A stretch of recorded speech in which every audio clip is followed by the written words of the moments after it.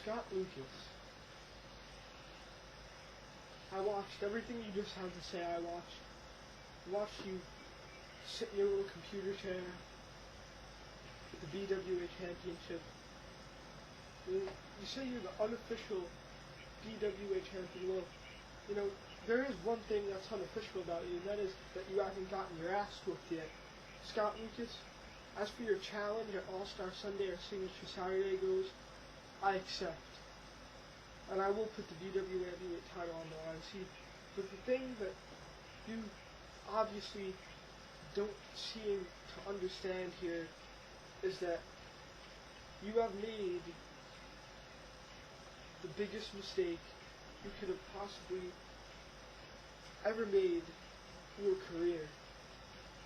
So you wanted to make a statement by taking my title. And as for your whole situation about complaining that your foot was on the rope, your foot was under the rope, honestly, I could have sworn that match was no disqualification. I mean, maybe it's just me, maybe rope breaks aren't in no disqualification matches, I don't know. So, as for the retard commentating the match, the retard who got pinned in the match, and the retards who complained about the call, everybody's wrong in the situation. I was the referee, I made the call. Your foot was on the rope, but it was no disqualification match, so you can make all the videos, you can complain, you can go around kicking people in the head, anything you want to go do to try to justify that you should be BWA champion, you can go ahead and do it. And then you say at Fall Brawl, you hit me with Bloodshot, and you pinned me 1, 2, 3. Well, the last time I checked, the referee counted a 2. I never recall the referee counting a 3 count, and I made Kimiko tap out to be the BWA champion. Scott Lucas, I want you to enjoy the time you have with that title. I want you to, you know, pretend as if you're the BWA champion, because the title reign you long and you hope so much for is not going to come for a very long time, because when I get through with you on Sunday, you might not have another chance to be the BWA champion. And then you go on saying about how you don't need Grves' help. Well, JT Grves is another person I like to talk about. You know, I usually stopped doing these video things a while ago, but I guess since we're already here right now talking about it, I might as well say something to JT Grves. JT Grves shows up at the show and comes in the match, takes out everybody, including myself. JT Grves has a lot of balls. Maybe Ryan Cesari isn't the only one that can come and go as he pleases. Maybe JT Grves can just come and go as he pleases. Now, I don't know if anybody has recognized this, but JT Grves said that he was gone, he was done, he was finished. And the owner of VWA said that he was gone, done, finished. He's not coming back, and he is apparently still here. So somebody obviously does not want me as the VWA champion.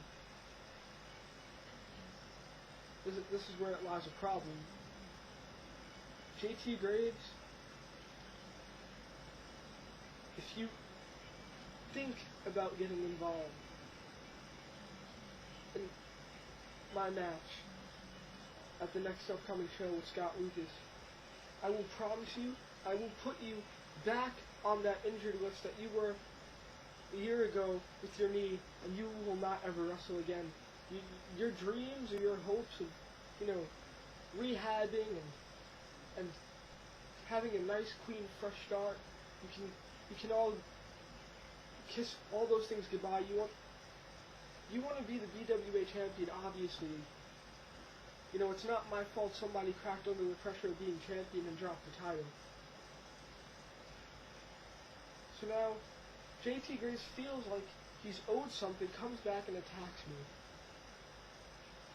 And JT Graves, our paths are obviously going to cross again, maybe sooner rather than later. See, the thing that you, Scott, have in common with JT Graves and all these other people is that you're all scared. After I won the BWA championship, nobody saw it coming. I did the unthinkable. I did the impossible. I made Kimiko tap out. How many people on the BWA roster, the IKW roster, can say that? Not too many people, not too many names can say that they made Kimiko tap out.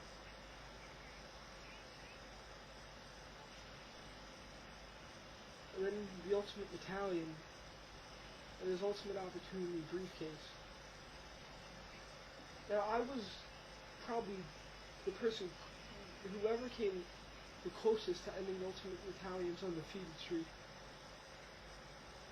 So I know there's a bullseye on me. I know I have to be extra careful because the Ultimate Battalion will take any opportunity he has, any chance he has to cash in that Ultimate Opportunity briefcase on me. But the thing is, it won't happen because I'm just going to get rid of all these problems before they can even start. You see, JT Graves, Scott Lucas, the Ultimate Battalion, they all think that they know what they're doing, and they don't. See, I'm not the same as I used to be. I've changed. So at the next show, I suggest Scott Lucas. I suggest Ultimate Battalion. And if JT Graves comes anywhere around the area, have eyes in the back of their head because I'm going to take out all problems before they all start. And JP Styles, I did not forget that you are the #1 contender for my BWA championship. So JP Styles, I'll see you at dedication. And Scott, you said you want to erase my existence from the BWA's license. So I'm so sure I can beat you. I'm so sure that I'm going to win. And if you really want to erase my existence, if I lose Saturday, I will leave the Bronx Wrestling Alliance. And unlike JT Graves or unlike anybody else, I won't come back. Scott, I just remember you wanted the match. So whatever happens after the match, after I beat you, you clearly asked for. You beat me, I leave, and you're the BWA champion. I beat you, and you can pretty much find out what happens after the